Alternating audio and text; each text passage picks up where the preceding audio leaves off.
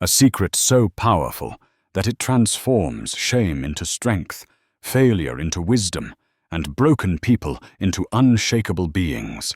And today, you will learn why your deepest flaws are not your weaknesses. They are the very foundation of your power. But here is the painful truth. Almost no one wants to hear. Most people never rise in life, not because they lack talent, not because they lack opportunity, but because they believe this one lie. If I'm flawed, I'm unworthy. So they hide their cracks. They pretend to be perfect. They mask their wounds. And in doing so, they kill their potential. But the ancient artisans of Japan discovered something radically different. They found a method, a philosophy, that turned broken pottery into something more valuable than when it was whole. This system was so profound, so revolutionary, that samurai, monks, and warriors adopted it, not for pottery, but for the mind. They called it the golden path of Kintsugi, the 3 restorations. Kaware, the breaking tsugi, the repair hikari, the illumination. And once you learn this system, you will never look at your flaws the same way again. But before we begin, there is someone you need to meet. 2 people, actually, separated by 400 years, yet walking the same path. Before we continue, I invite you to subscribe to the channel and tell me in the comments, what flaw or weakness do you most want to transform? Self-doubt? Anger? Fear? Procrastination? I read every comment personally, and your honesty might just inspire someone else's transformation. Now, let's return to the story. Daniel sat alone in his dimly lit apartment, staring at the letter on the table as if it were a verdict on his entire existence. The rejection email was short, cold, and painfully familiar. We regret to inform you. 4th time. 4th company. 4th silent reminder that somewhere along the way he had fallen behind while everyone else moved forward. Around him, the room felt like a museum of unfinished attempts, a dusty guitar he once promised to master, a stack of self-help books he never got past. Chapter 2. Gym shoes that had touched the pavement only twice. Every object whispered a quiet accusation. You broke again, and again, and again. His phone buzzed with messages from friends, job promotions, engagement pictures, vacation stories, the highlight reel of lives that seemed whole. Daniel couldn't even reply. He didn't feel whole. He felt cracked. His relationship had ended 6 months earlier, but the words still echoed, "You need to fix yourself first." At the time, he thought it was harsh. Now he wondered if she had simply seen the cracks he spent years trying to hide. As he slumped back in his chair, a deep sigh escaped him. Not anger, not sadness, just exhaustion. The kind that comes from carrying the weight of your own expectations for far too long. To Daniel, it wasn't just one failure. It was a lifetime of small fractures, slowly crawling through the walls of his identity. And in his mind, once something cracks, it stays cracked. Once something breaks, you throw it away. And he was tired, deeply tired, of feeling like something disposable. 4 centuries earlier, in a humble pottery workshop nestled in the alleys of Kyoto, a young apprentice named Aiko lifted a still warm bowl from the kiln with shaking hands. The crack glared at her like an accusation. Sharp, ugly, undeniable. It ran jagged across the surface, splitting the delicate glaze she had spent weeks perfecting. Her heart dropped. Not again. Around her, Other apprentices whispered as they inspected their flawless creations. But Aiko stood frozen, holding her failure like a mirror she didn't want to face. She knew what this meant. In Edo period Japan, craftsmanship was honor. A cracked piece wasn't just a mistake. It was a shame carried in silence. Aiko's master was strict, a man who believed perfection was the only acceptable language of art. She imagined his disappointment, the way he lowered his eyes, not in anger, but in quiet resignation. That hurt more than yelling ever could. Tears formed before she could stop them. She whispered to herself, barely audible, "Why am I always flawed? Why can't I be perfect like the others?" Her hands trembled. Her breath shook. The workshop, once filled with warmth from the kiln, now felt cold and merciless. Little did she know, the crack she feared so deeply was not the end of her path. It was the beginning. Daniel wandered through the city with no destination, only a heaviness in his chest that refused to lift. Rain began to fall, soft at first, then steadier, the kind of rain that makes streets glisten like polished stone. He ducked into the nearest shop just to escape the cold. He didn't even notice the sign above the door. He only knew the warmth inside felt strangely comforting. It was an old ceramic repair shop. The shelves were filled with bowls, plates, vases, some imperfect, some repaired, some shimmering with fine golden seams. Each piece looked like it carried a story older than the city itself. Daniel ran his fingers across a bowl with a golden crack. It was beautiful, but in a way he couldn't explain. There was something familiar in its brokenness, something that tugged at a part of him he had long ignored. A quiet voice drifted from the back of the room. "You look like something important has broken."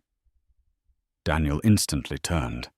Standing before him was an elderly man, short, calm, still as stone, but with eyes that seemed to see straight through every layer Daniel tried to hide. Daniel forced a bitter laugh. "Everything has broken."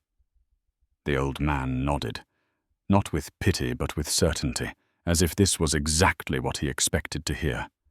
"Good," he said softly. "Then you are ready." Daniel frowned. Ready for what? The old man stepped forward and gently took the cracked bowl from Daniel's hands. For the only kind of repair that matters. He placed his hand over his heart. The kind that begins here. He bowed slightly. "I am Hotaru, keeper of the golden path." 4 centuries earlier, Aiko gasped as the cracked bowl slipped from her trembling hands. She reached out desperately, certain it would shatter into pieces. But instead, a hand, steady, aged, impossibly quick, caught it in mid-air. Aiko froze.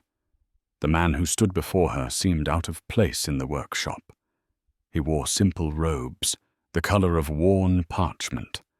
His hair was silver and tied back neatly. His face was weathered, marked by time, yet peaceful. But it was his eyes that stunned her. They were the kind of eyes that had watched countless seasons pass, the kind that did not look at you, but into you. He held the broken bowl gently, as if it were precious. "Why are you crying over a crack?" he asked. Aiko wiped her tears with her sleeve. "Because it means I'm flawed. It means I'm not good enough." Hotaru tilted his head, studying her face, seeing a deeper truth. "No, child." He held out the bowl between them. "It means you are ready." Aiko blinked. "Ready for what?" Hotaru smiled, the same small, knowing smile he would one day give Daniel centuries later. "Ready to learn what only the broken can understand." He placed the bowl gently back into her hands. "Come." Your real training begins now. Master Hotaru placed both cracked bowls, Daniel's metaphorical life and Aiko's literal pottery, side by side on a wooden table. The rain outside softened into a rhythmic tapping, as if the world itself paused to listen. Hotaru allowed the silence to stretch, long enough for discomfort to surface, long enough for truth to settle.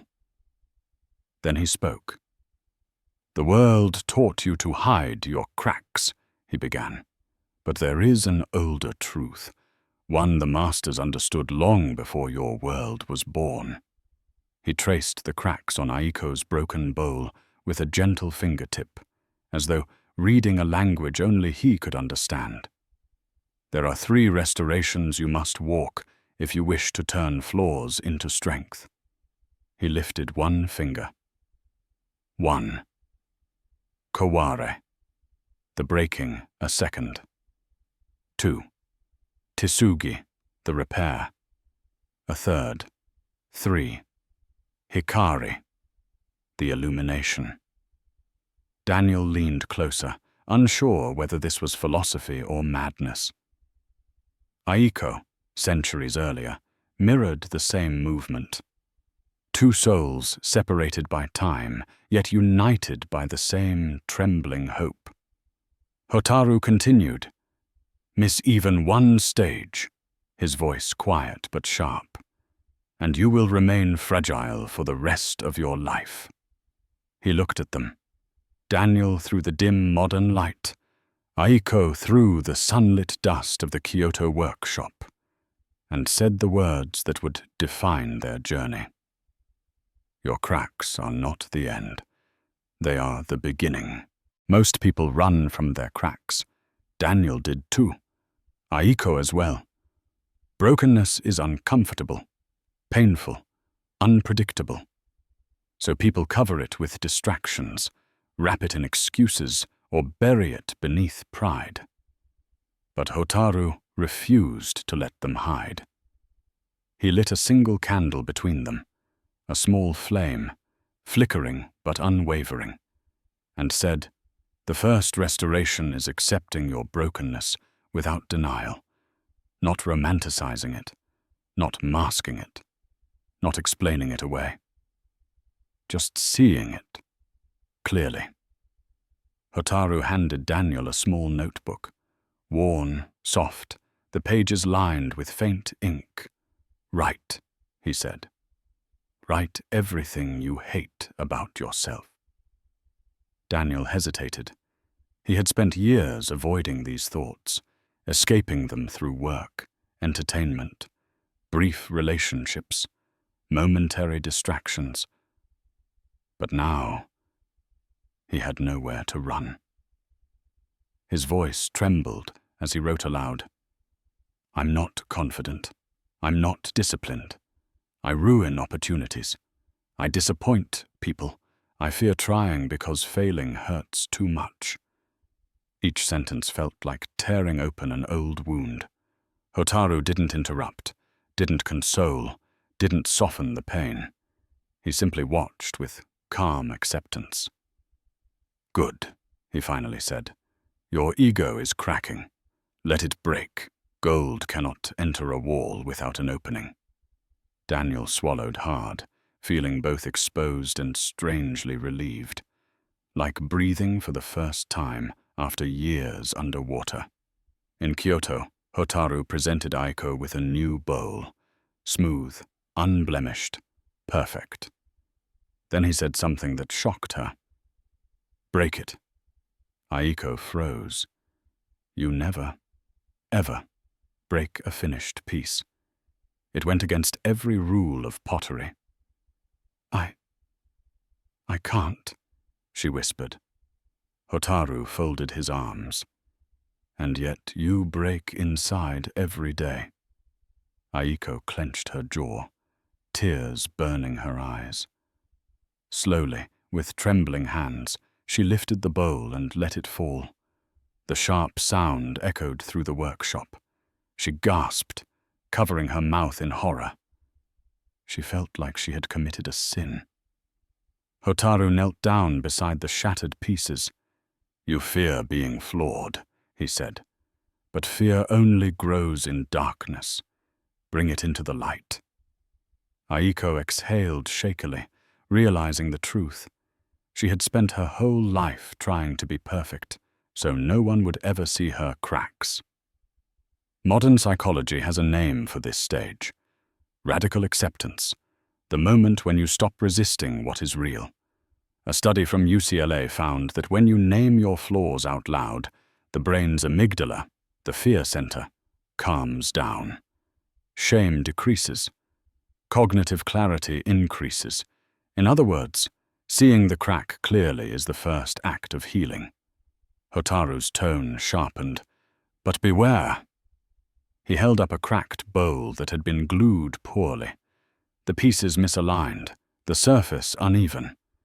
Some people live their whole lives in stage 1, always breaking, never repairing. They use their flaws as identity. They say things like, "I'm just broken. This is who I am. I can't change. I'm too damaged." Hotaru set the poorly repaired bowl down. They confuse honesty with growth, awareness with healing, pain with progress. He shook his head. These people collect wisdom the way children collect toys, but they never use it. Daniel swallowed. Aiko lowered her gaze. Both recognized themselves in those words. Hotaru continued, "Knowing the map is not the same as walking the path." And with that, he placed 2 bowls in front of them, one broken, one awaiting repair, and signaled the next stage: adaptation, learning new styles, real inner work. Hotaru placed a small bowl of melted gold between them. The warm glow reflected softly on their faces. Daniel in the present, Aiko in the past, both leaning closer as if the gold itself carried answers. "Now," Hotaru said, "we repair, not to hide the flaw, but to make it part of your strength." He ran a brush across a broken fragment with slow, deliberate care. Most people try to erase their past, but the golden path demands the opposite. You honor it. Hotaru's training for Daniel was not dramatic or loud. It was quiet, uncomfortable work, the kind of work that exposes you to yourself. He made Daniel confront small fears each morning, sending one email he'd been avoiding, speaking one uncomfortable truth, completing one tiny discipline habit. Not a huge transformation, just one golden line each day. Daniel resisted at first. Some days he felt as if he was slipping backwards instead of moving forward. But every time he cursed himself, Hotaru simply whispered, "Gold fills slowly. Do not rush the curing process." Daniel began noticing patterns, how certain comments triggered him, how stress made him retreat, how perfectionism stopped him before he even began. Slowly, painfully, his inner fractures started aligning. He realized something profound. He didn't need to fix his entire life. He needed to repair just one crack at a time.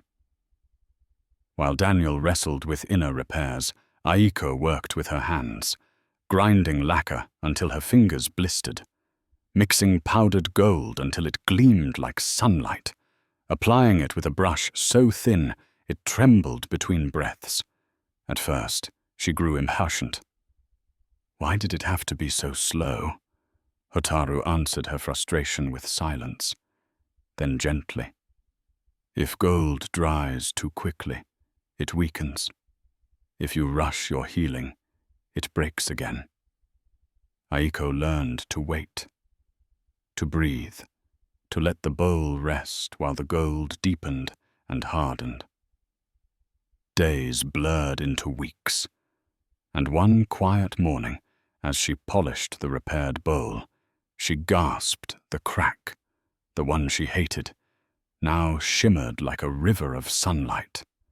She whispered, "My flaw made this beautiful." Stanford researchers found that when you repeatedly confront emotional discomfort in small doses, the brain rewires itself. New neural pathways strengthen, old destructive habits weaken. The brain becomes not just repaired, but reinforced, just like kintsugi. Your cracks don't just heal, they evolve into your strongest lines, flow preserved after months of slow, almost invisible progress. Something subtle began to shift inside both of them. Not a dramatic moment, not a sudden revelation, just a quiet softening, as if the storm inside them finally tired of fighting. And then it happened. As Aiko placed the last golden seam on the repaired bowl, the morning sun slipped through the paper windows of the workshop. Light touched the bowl gently, and for the first time, the gold did not look like an intrusion. It looked like destiny. The cracks that once humiliated her now shimmered like rivers of molten sunrise.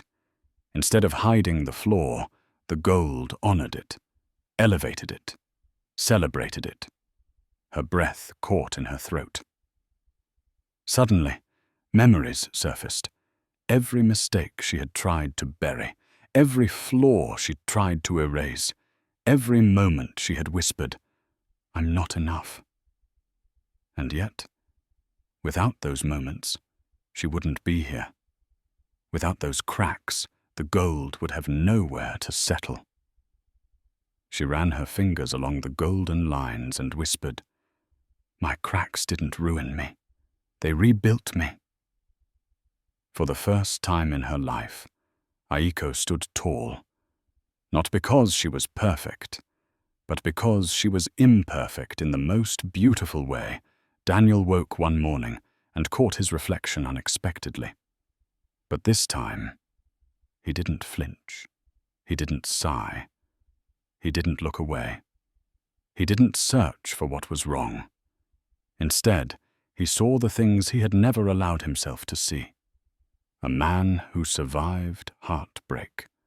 A man who endured failure and kept walking. A man who had been cracked open and still found the strength to rise. His eyes drifted to the notebook where he had listed his flaws months earlier. Instead of shame, he felt gratitude. Those flaws had become teachers. Those cracks had become maps. Those wounds had become wisdom. He touched his chest and whispered, "I've been fighting to fix myself, when I was meant to transform." He wasn't the man he used to be. He wasn't the man he pretended to be. He was something new, something forged in gold. Experts on post-traumatic growth say that when a person integrates their pain, not avoids it, not suppresses it, the brain reorganizes itself.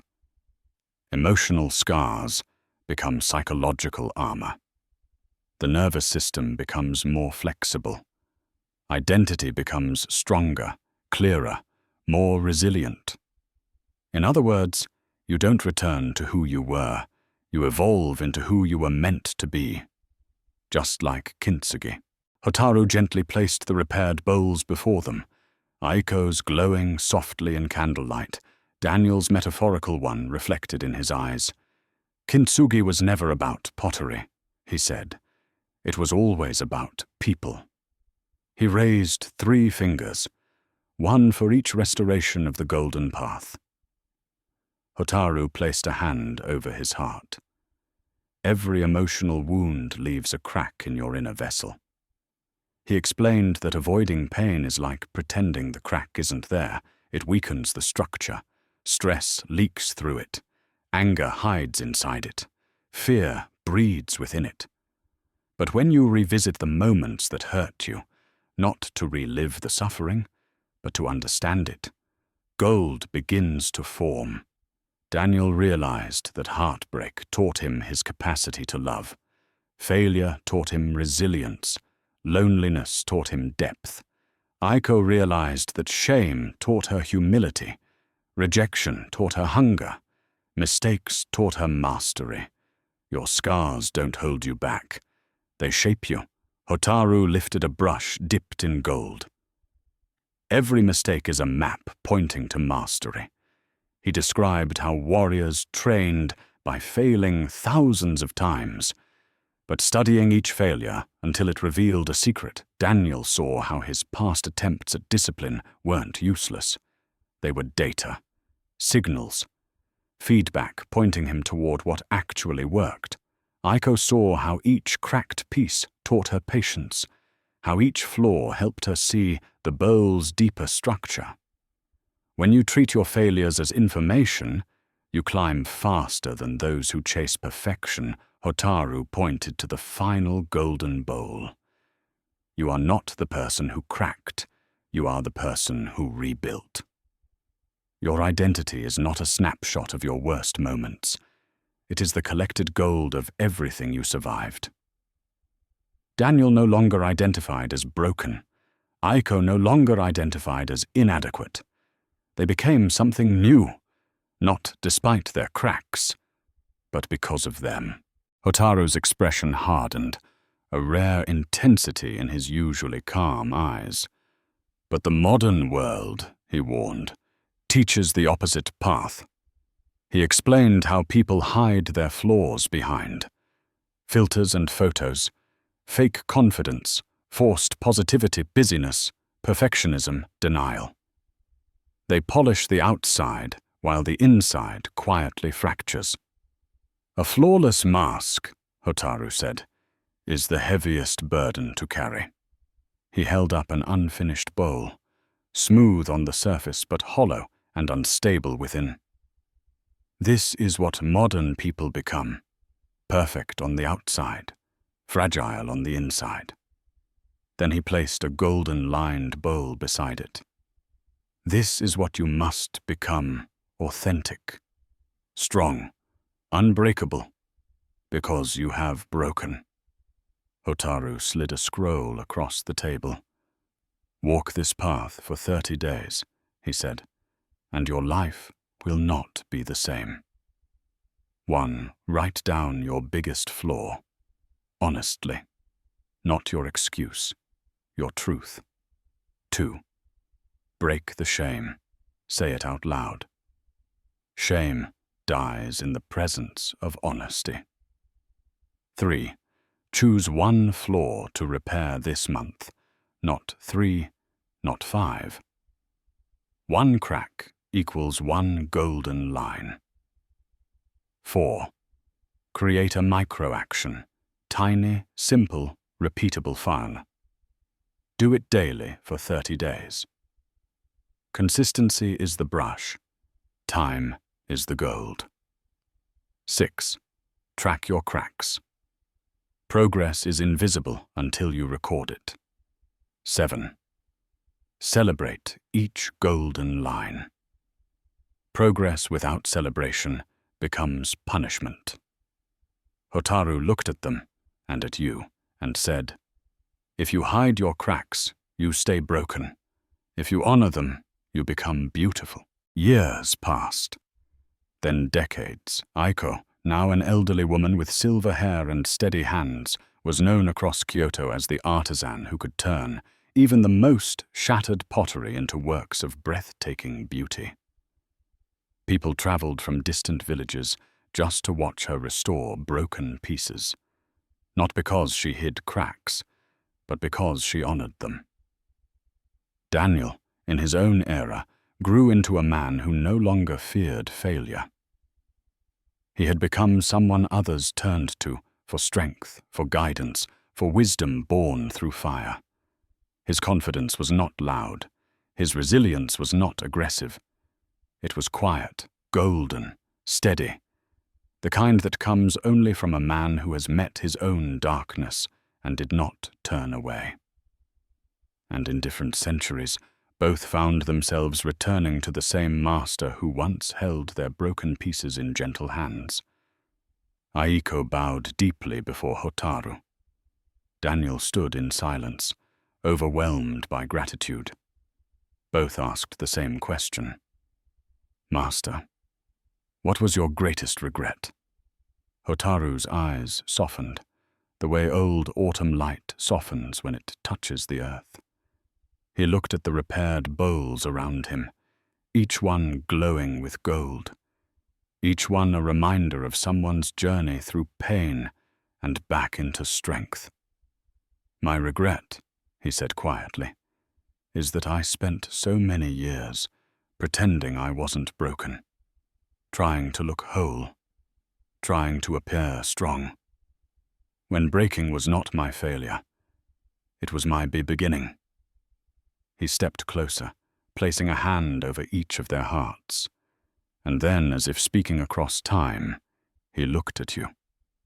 Your cracks are not your shame. They are your proof of living, your gateway to transformation. Walk the golden path. Let the gold be seen. If this video touched you, if it reminded you that perfection was never the goal, then subscribe to the channel so these teachings continue to reach you when you need them most. And tell me in the comments, which crack in your life will you fill with gold first? Write it, claim it, begin it. Your transformation starts now. Kovare, Tsugi, Hikari. Break, repair, illuminate. The Kintsugi path is waiting for you.